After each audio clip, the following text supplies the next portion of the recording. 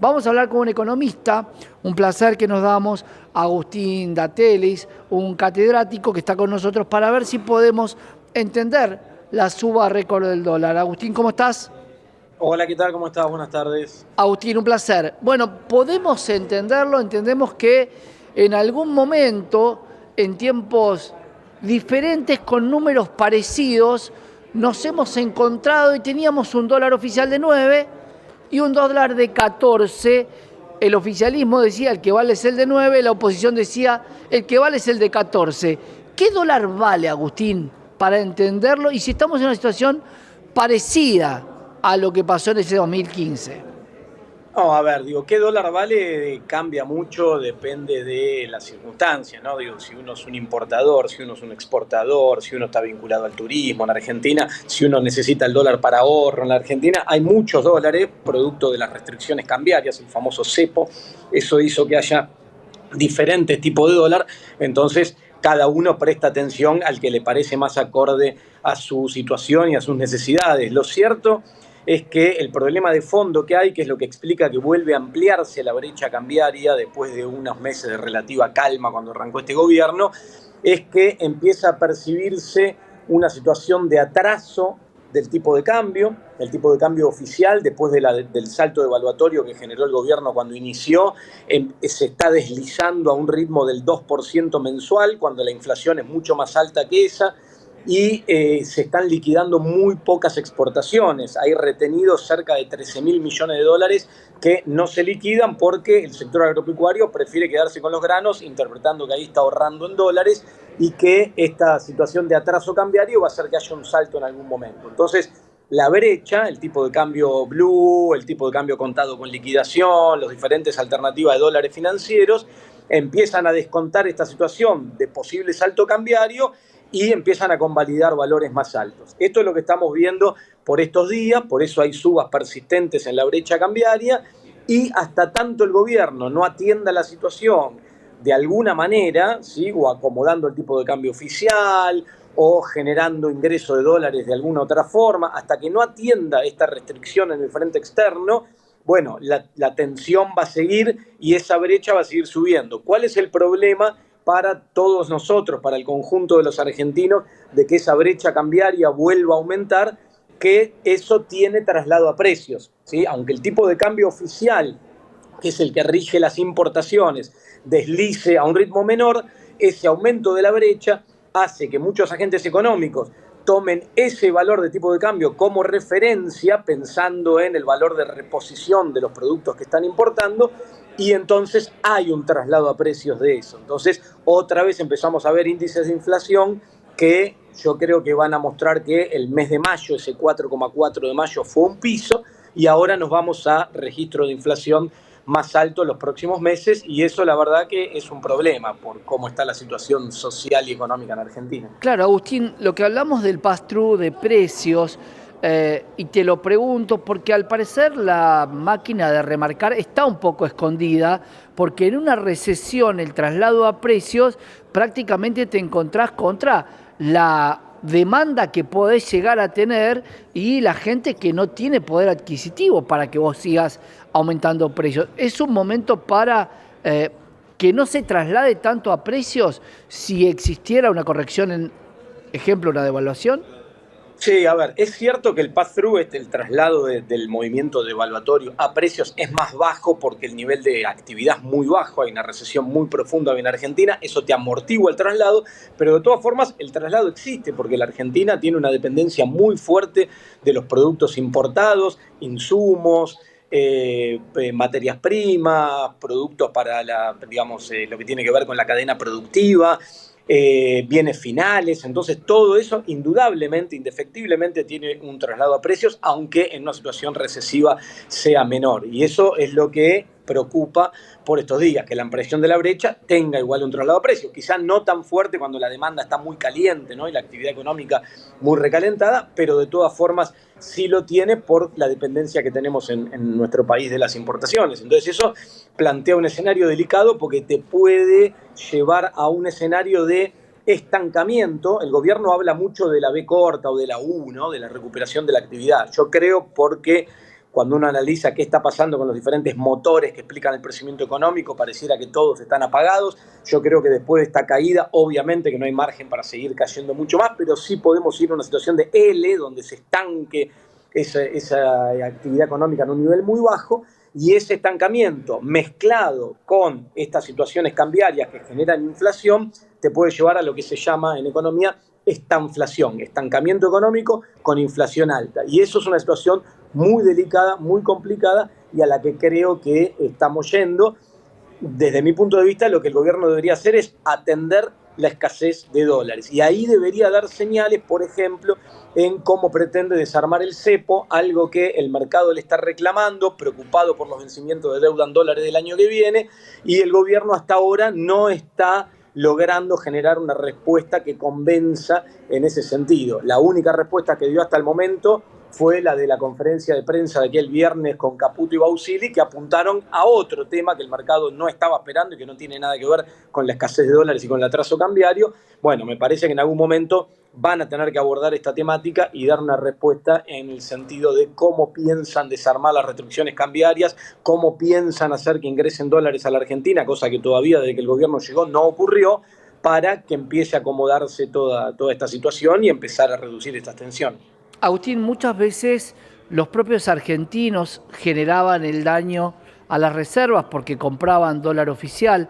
Recuerdo muchos argentinos, millones comprando dólar, claro, en un momento donde había un cepo de $200, pero hasta un jubilado podía comprar esos $200 en otros gobiernos. Hoy, si vos liberaras a $200 a cualquier persona, prácticamente poca gente podría comprar esos $200. ¿Hay menos riesgo en la liberación del cepo hoy, estando tan bajo los salarios de la gente?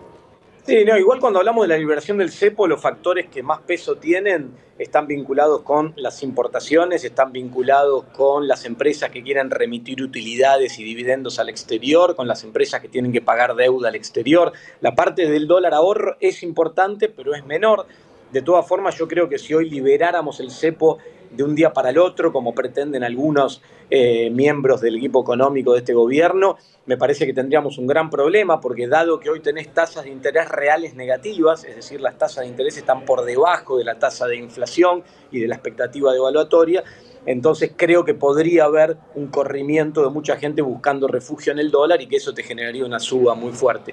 Creo que el desarme del cepo, es más, esta parte de dólar ahorro que vos marcás debería dejarse para una última etapa. Creo que primero debería haber una etapa que atienda el tema de ordenar el frente cambiario, ¿sí? Para generar que el campo liquide todos esos dólares que tiene retenidos, y una vez que ingresen esos dólares y ya la confianza se restablezca y se quiten de encima estas tensiones, habrá que ir avanzando en lo que tiene que ver con giro de utilidades al exterior para que las empresas puedan seguir invirtiendo en Argentina como lo hacen en otros países y girar sus utilidades al exterior. Después habrá que atender el tema de los pagos de deuda, que hoy también está muy restringido porque no hay dólares y empresas que en su momento tomaron deuda en dólares hoy están teniendo problemas para pagar al exterior. Entonces, todo eso en etapas debería ir solucionándose. Me parece a mí que eliminar el cepo de un día para el otro sería muy, muy, muy riesgoso.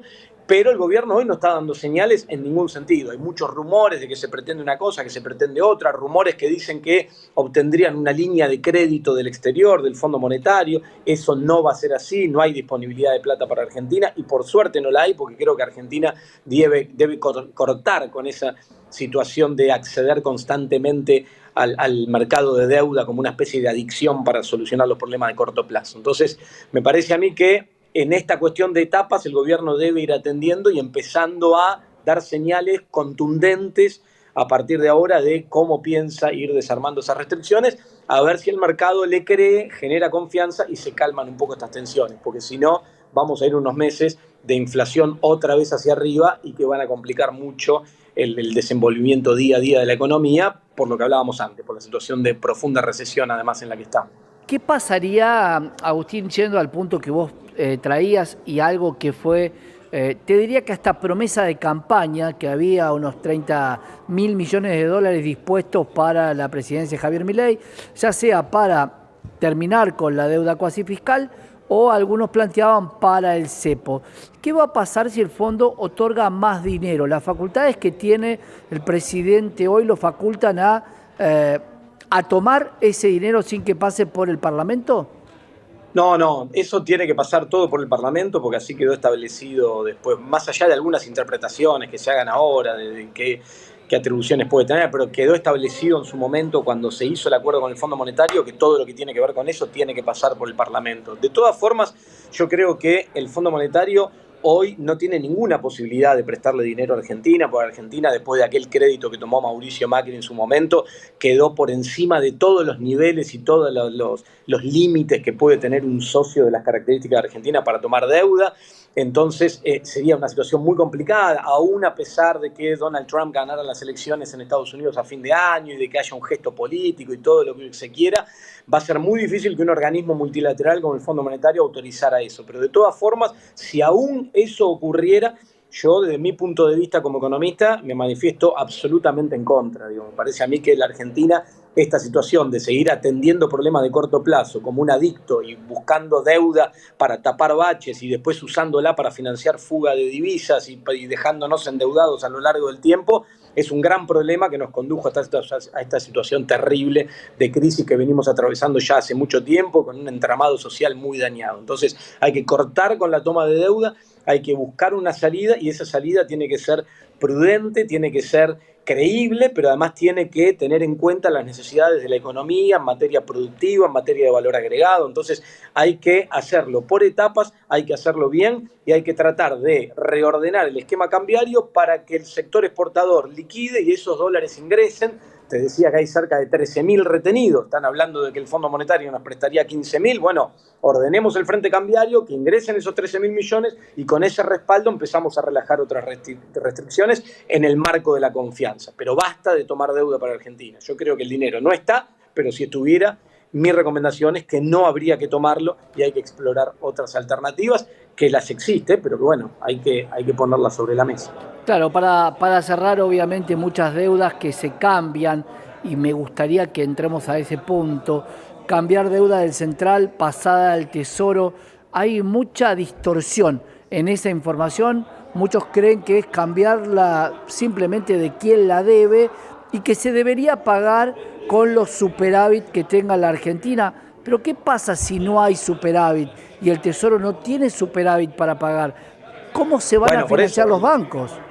claro, el problema que la conferencia de prensa de aquel viernes de Caputo y Bausili, en mi opinión, no solo no atendieron el problema que el mercado financiero reclama, que es la escasez de dólares, el atraso cambiario, sino que generaron un problema adicional, porque este traspaso de deuda de pasivos remunerados del Banco Central hacia deuda del Tesoro genera esta situación, que es que, como del otro lado están los depósitos, ahora va a depender el pago de intereses de los depósitos de los ahorristas que están en los bancos del resultado fiscal. Entonces, ¿con esto qué quiero decir? Si se aumentan las jubilaciones, si volviera a aumentar la obra pública, si empezara a utilizarse el gasto público para otras cosas, y eso angosta, chica el resultado fiscal, ¿sí? O en algún momento eventualmente lo lleva a una situación de déficit, ¿qué pasa con los ahorristas, con Claro. los depósitos, con los intereses de esos ahorros? ¿Está supeditado el resultado fiscal? Es muy peligroso eso, porque además otra cosa, otro factor, es que el ajuste que está llevando acá adelante el gobierno es insostenible, ¿sí? Porque un ajuste que te muestra una foto de superávit basado en que frenaste la obra pública y la llevaste a cero, frenaste las transferencias a las provincias y le bajaste los salarios reales a los jubilados, bueno, no se sostiene mucho tiempo. En algún momento eso hay que empezar a reordenarlo, porque si vos todo eso lo llevas a cero, en un momento colapsa el sistema y se viene todo abajo. Bueno, entonces, cuando eso, que es insostenible, empiece a acomodarse, ¿qué pasa con los intereses de la plata que está en los bancos? Bueno, es un factor de riesgo adicional que hasta ahora no estaba, porque hasta ahora quien estaba del otro lado era el Banco Central, que emite pesos. En el peor de los casos, si las cosas se manejaban muy mal, esos pesos puede ser que valieran muy poco, porque se devalúa mucho la Claro. moneda, puede ocurrir. Pero los pesos estaban. Ahora hay un factor de riesgo adicional, que es el hecho de que todo eso dependa del resultado fiscal. Me parece a mí que cometieron un error bastante importante al anunciar eso, pero bueno. Va a ser difícil. Agustín, gracias. Como siempre, coincido en mucho de lo que decís. Gracias a ustedes, gracias por el llamado. Hasta luego. Un gran abrazo a Agustín Datelis, economista. Un placer que nos damos acá en la pantalla.